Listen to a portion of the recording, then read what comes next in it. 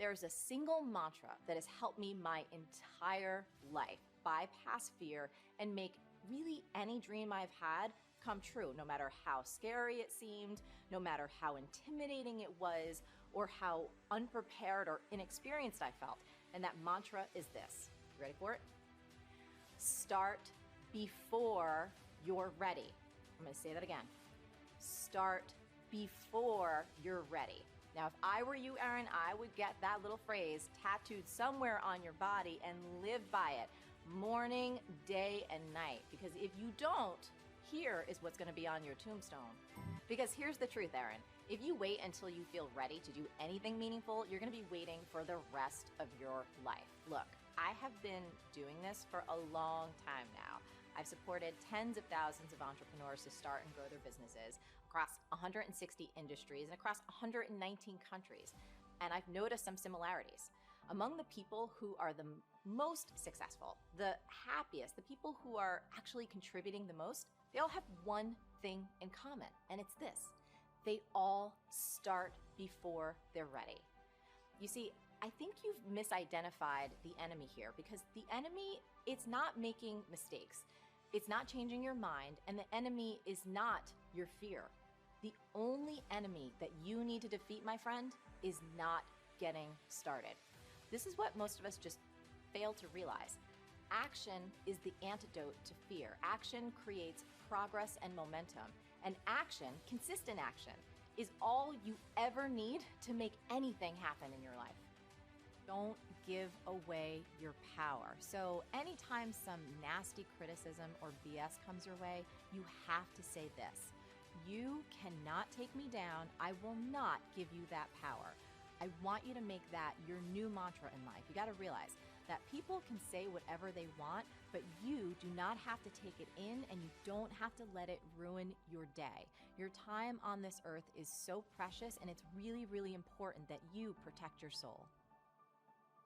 Deeper, wiser part of you wants this thing so damn bad. And the moment you imagine yourself going for it, you have worries like, will people laugh at me? Will they ignore me? Maybe this isn't even really an idea. What if I do it and it sucks? Am I going to destroy my reputation? Am I going to lose my marriage and my family and wind up living on the streets? My friend Steven Pressfield talks about this kind of fear in The War of Art, and he says, remember our rule of thumb. The more scared we are of a work or calling, the more sure we can be that we have to do it. And he continues, the more fear we feel about a specific enterprise, the more certain we can be that that enterprise is important to us and the growth of our soul. Personally, I don't think that anyone should ever accept where they're at in life. Doesn't matter if you're just starting out or if you've already hit some really big goals. Because when you lose your hunger, you lose your edge. And it is as simple as that. Now here's the deal.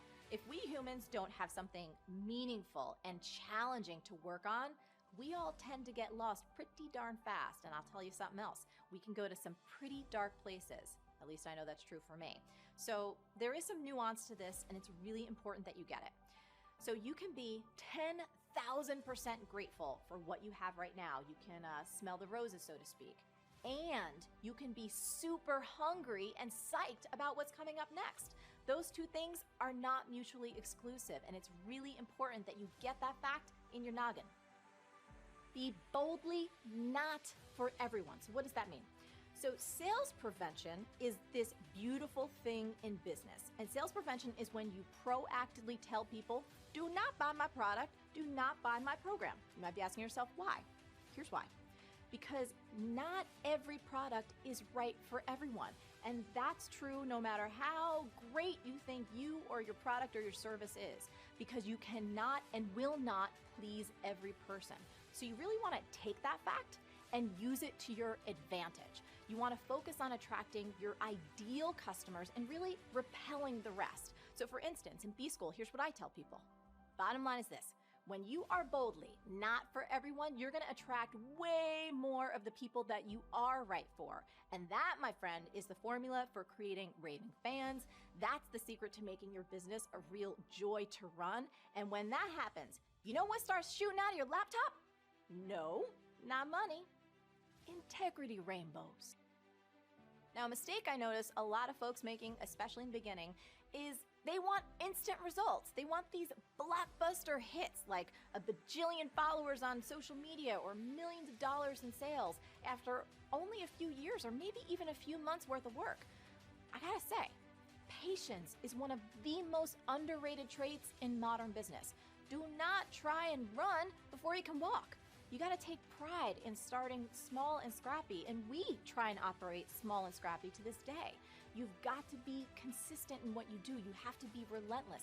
And most important, this is the thing, you need to write this down. Work your tail off to make your product effing outstanding over the long term. You see, we're living in a time when we are allowing our brains to be trained to underperform. We've become addicted to checking our phones, right? To social media and all kinds of stuff. And in doing so, we are reducing our ability to stay focused and do the deep, important work that we're meant to do in this world. Now, what I'm about to suggest isn't complicated and it is not time consuming, but it will require you to take back control of your time, take back control of this beautiful brain, and trust that your world will not immediately fall apart if you don't immediately respond to every ding or every buzz or every question or every request. It's just 3 simple steps, and I promise, if you use these 3 steps every single day, you'll not only get more important work done, but you'll start breaking the destructive, addictive behaviors that are killing your brain and your happiness. Step number 1 is do creative work first. Now, a big mistake that's really easy to make in today's world is to try and do all the little things and knock them out first, and then you have this fantasy that you're gonna have all this time for the big, important creative work later in the afternoon. But have you ever noticed that this rarely friggin' works? Am I right? Here's why trying to do all the little things first is a really terrible idea.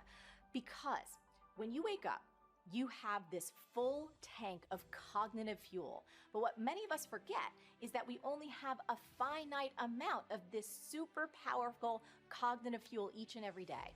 And every single time that you make a decision or you resist temptation or exert any kind of self-control, you start to drain your cognitive fuel tank. You decide, do you want to use that limited cognitive fuel on something really important and amazing, or do you want to blow your daily wad on a bunch of dumb crap that doesn't really matter? Moving on. Step number 2, put your entire life on airplane mode. So don't try and ignore your phone or ignore the emails or ignore the Slack messages or whatever else that you have that dings and rings and pops up. That's like me telling Kuma to ignore this slice of salami. Ain't gonna happen. So rather than resist temptation, just eliminate it. And that means you have to put your entire life on airplane mode. Now, obviously, turn off all the notifications. So close all the tabs, close all the windows, turn off the apps, and especially for your phone, I suggest just turning the damn thing off. However, you also gotta shut off some people too, and that means that you might have to tell your kids and your spouse and your coworkers that for the next 2 hours or 1 hour or 3 hours that you don't exist. Kinda like this.